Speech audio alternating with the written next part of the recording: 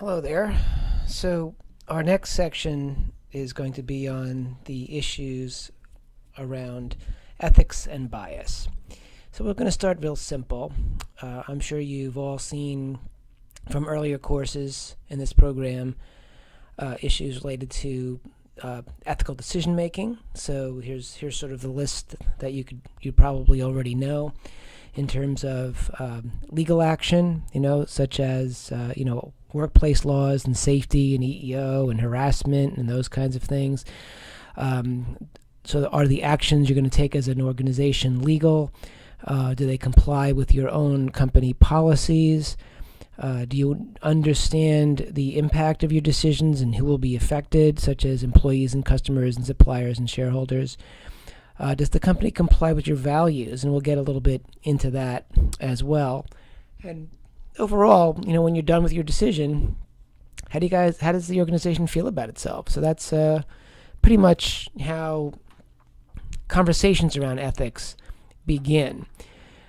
From there, I think what we'll do is just go a little bit into this idea of values.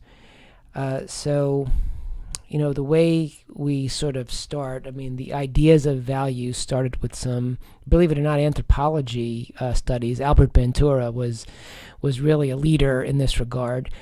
And you study values through artifacts, the things that are left behind. So if you would think about any explorer, and they would find treasures from the past, and they were able to look at the treasures and basically determine things about it, whether the treasures had symbols that showed that culture believed in higher deities or royalty or life after death or all of those kinds of things. The artifacts sort of gave you signals about overarching assumptions that were in that culture.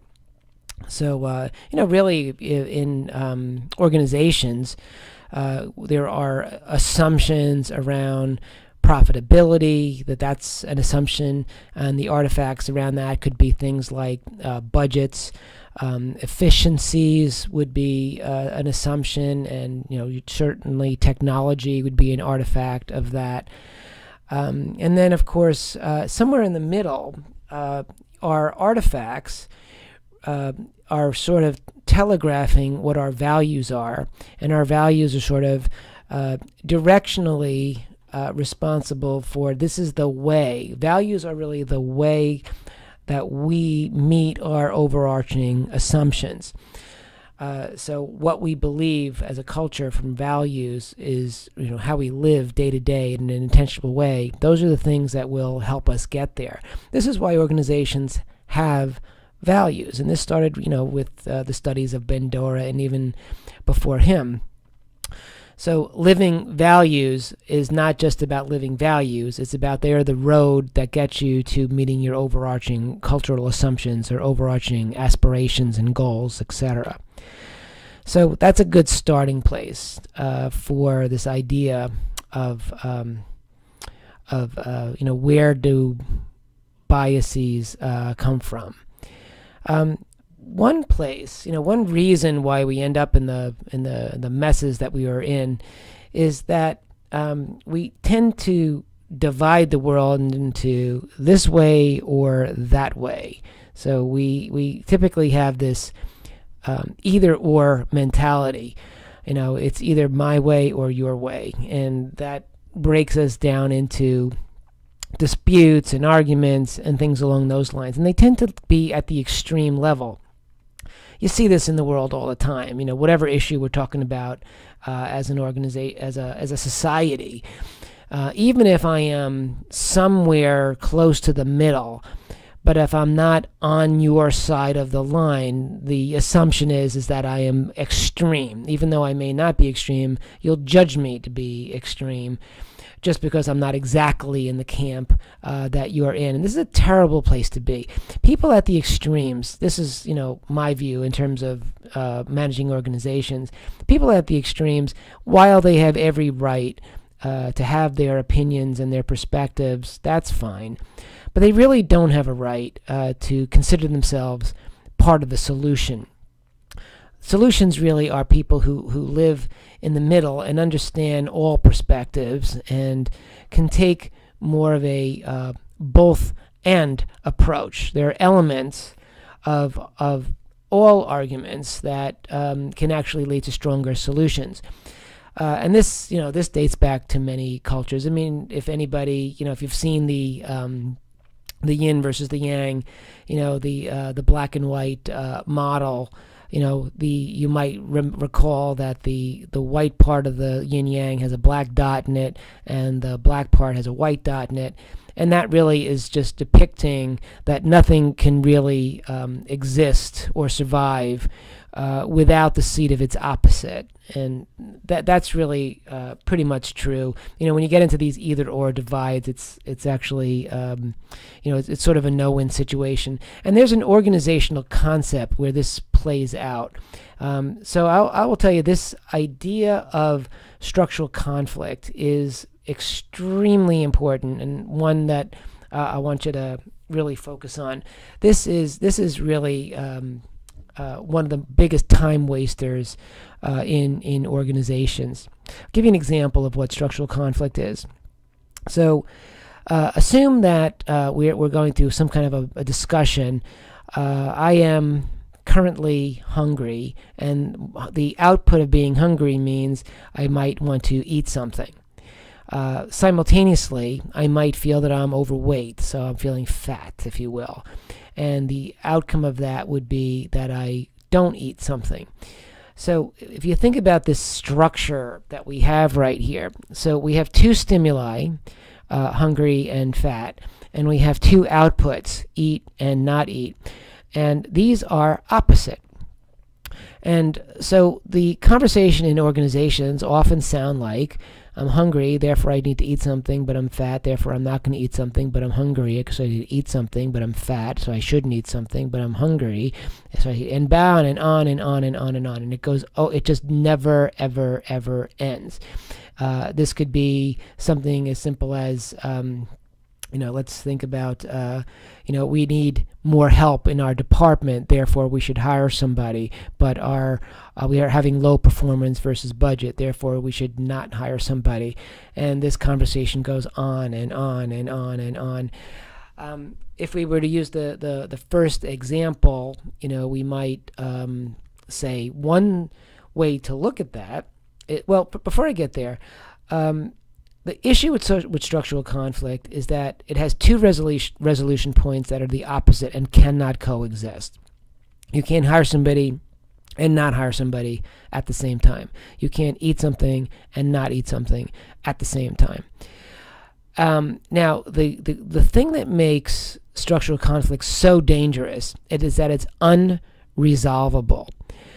You cannot solve an issue where you're doing something and not doing that thing at the same time. When you're inside a structure of structural conflict, and that's the point. Structural conflict is not just conflict. It is actually an embedded structure that people are living in, and the conflict is embedded into your system, embedded into your structure, embedded into your organization. So it's unresolvable, and this is why conversations go on forever without resolution. Because everybody is stuck inside the structural conflict. So it cannot be solved. Now, the solution, if there is such a thing when you're in structural conflict, is actually to remove yourself from the system. It's to get out of the system. So if I were to go to this simpler example here, if somebody were to pull themselves out of the system and actually draw out the structural conflict, what they would see is they could explain, guys, we can't eat and not eat at the same time. We have to stop this conversation. We have to take a step back, ignore the outputs, and just deal with the inputs, hungry and fat. What solutions can we come up with where I could use hungry and fat and come up with a overall mission that deals with both of those things? It could be a healthier diet. It could be, the way you meal plan over the course of time. For the hire somebody, not hire somebody. There's numerous things you can do. You can maybe temporarily consolidate jobs, or maybe think about short bursts of temporary workers, which is becoming more and more of a popular solution in that regard. Right. But the arguments are around the outputs, and you cannot solve it when you're doing two opposite things at the same time. This is a critical topic, and one that I hope you sort of embrace. What I want to do is bring this out to a societal level. I think you'll find this interesting. So let me just kind of go out to this crazy looking diagram here, and look. So looking at things through the lens of ideal world views and how societies think. One idea of the perfect world would be one where liberty is what's most important. So people who believe in liberty are sort of saying, look, it's really, you're up to it's basically you should live your life based on your own efforts. You're an individual, and you're responsible for your basic needs. And if somebody else, if some entity guarantees those needs, we're basically opening up ourselves to saying, once we guarantee you one thing, we're going to have to keep guaranteeing you everything, and we're going to have to be caretakers to all individuals. And people who believe in liberty are totally against that. They're against the idea that making equality a condition of liberty. Basically, they believe that would destroy liberty, right, and progress, because, again, it's about a system outpacing individual liberties.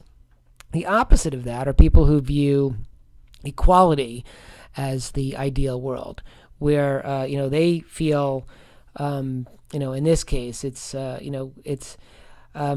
what we want to do is have control over the system of what people get, and there may be issues related to people losing maybe their own personal will, but it's for the better. They're very much pro-system, pro-government. So they view freedom as being underneath some government, not being avoiding government. So they're the opposite of liberty people in that regard. They're very much about economic equality, and they feel that you can't have political equality without economic equality. They really don't like when some people have excess and some people have nothing. So they're more about making sure that everybody sort of is the same. And those are two very contrasting worldviews. Another part of this, if there are people who view the world through the lens of sacrificing for the good of the state and building more wealth and more prosperity for a culture. The opposite of that are people who feel that the environment is what matters. A healthy physical environment is what's important, and there's no sovereign states, there's no borders. It's like we're all one big happy universe. So those are two examples of extreme worldviews. Actually, four extreme examples on two lines. Now, these create the way we can almost bucket the way the world is sort of set up in different groups. So there's one group of philosophers and people living today who fall in the quadrant somewhere between liberty and efficiency. So these are your corporatists. Corporatists such as Hobbes, that believed in the well-ordered, well-structured organizations. And that was where he was. The security is important for these folks. Confucius, the idea of meritocracy and not wanting disorder, very much that in that efficiency realm. Hamilton, who built government infrastructures, saw government as a way of of helping increase wealth. Keynes was like that as well. Employment through government intervention. And Frederick Taylor was a huge of that, the scientific management person who looked at how do we make organizations more efficient. And Sloan, who saw efficiency as the key to all success. So one group of people called the corporatists. Your egalitarians, Rousseau, who basically saw any ownership of property as a bad thing, that creates inequality. Folks like Marx, who feel that profit by capitalism would be a bad thing, and that anything that was surplus value, that concept needed to be eliminated and divided amongst the masses, if you will. Henry George, very strong proponent of coercion, non-voluntary redistribution of income. And as you see, it's redistribution of more than income at times. Horace Mann, equal distribution of education. FDR, sort of guaranteeing certain necessities, or LBJ, who sort of put these progressive taxes and heavy regulations by government to sort of level the playing field. Ben Franklin, the state can claim from the haves, to take from the haves, to give to the have-nots for equal rights. Jefferson is sort of a weird one to have here. He may not belong in this bucket, but he was sort of in the early days of America, he saw the need to sort of have a safety net for certain folks in society. So while he may not fit exactly in this box, he did see that there probably was some need for the people better off in society to help people who were less better off in society. So that's where he would fall in that.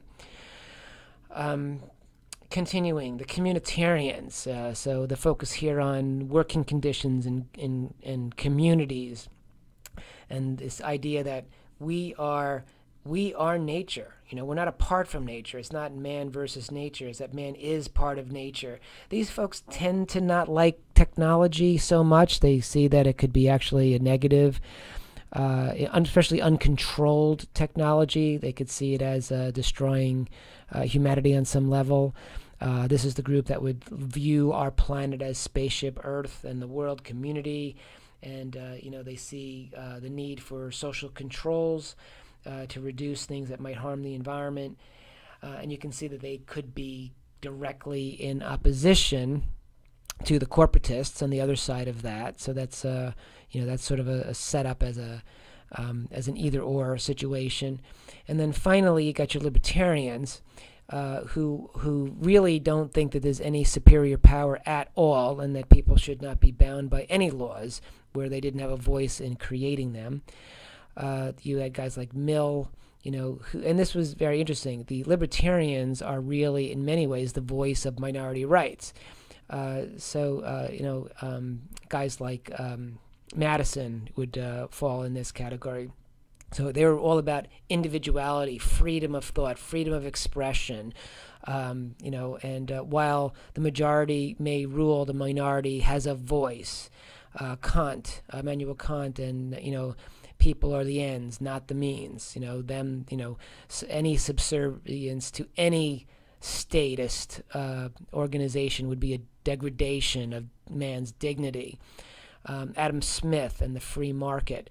He believed in free competition. Frederick van Hayek, very interesting. Anything in service to the king is the path to serfdom. Laying the brick, if you will. Government creates order at the expense of individuals, and they were against that. And Milton Friedman, the economist, the right to liberty is the only natural right. And voluntary cooperation is really among self-interested party. It's the only alternative. So, the world is better when people give to each other voluntarily, not in a forced way or a mandated way. And you can see libertarians are going to be in direct contrast with the egalitarians. So there's a potential either or. And if I'm not going to get into any of the contemporary politicians and leaders. I don't want to go down that path right now. But you can see that every issue that comes up in our society, whether it be American society or other societies around the world, every bit of structural conflict comes from, this, you can't have limited government and have strong, you can't, have a domineering government at the same time. You can't mandate things and not mandate things at the same time. Right? You can't,